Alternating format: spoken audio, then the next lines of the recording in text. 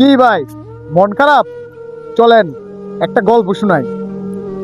প্রচন্ড তুফান, সাগরে একটি জাহাজ চূর্ণ বিচূর্ণ হয়ে গেছে, সবাই মারা গেছে।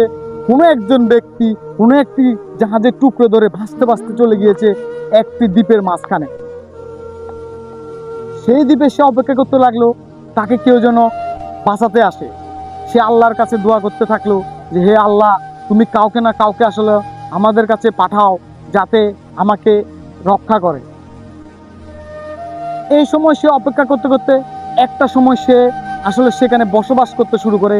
সে খড়কুটা এবং বিভিন্ন জায়গা থেকে গাছ এবং আরো অন্যান্য পাতা দিয়ে একটা ঘর তৈরি করে এবং সে ওখানে থাকতে শুরু করে, বসবাস শুরু করে, যখন তাকে আসলে কেউ আর ওখান থেকে মুক্ত করতে না আসে।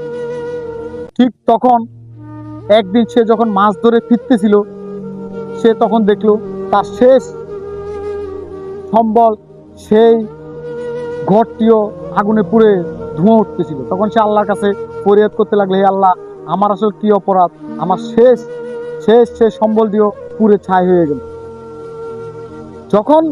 যখন ওই লোকটি সে মন খারাপ অবস্থায় সমুদ্রের পাড়ে ফিরত যায়, তখন সে দেখতে পায় যে তার জন্য একটা নাবিক একটা নৌকা নিয়ে অপেক্ষা করতেছিল এবং সে নৌকায় আসলে একজন ব্যক্তি তাকে ডাকতেছিল উদ্ধারের জন্য। তখন সে বলল, আমি তো দীর্ঘ 1-2 মাস এখানে আছি, কেউ আমাকে বাঁচাতে আসে না, তুমি কিভাবে বাঁচতে?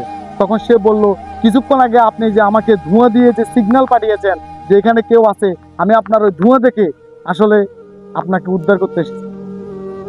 তো সবসময় আসলে আমরা চিন্তা করি যে আমাদের সাথে যা ঘটে তা কিন্তু আসলে আমরা মনে করি আমাদের মানে বিপক্ষে ঘটে, আসলে তা না। আল্লাহ অনেক সময় দেখা যায় যে আমাদের অনেক দুঃখ কষ্ট অনেক কিছু দেয় যা আমাদের ভালোর জন্য দেয়। তো যখন আমাদের যা কিছু ঘটে তাকে আমরা স্বাভাবিকভাবে নিজের ভালো মনে করে আসলে যদি গ্রহণ করি, তাহলে আমাদের জন্য উপকার হবে। ধন্যবাদ।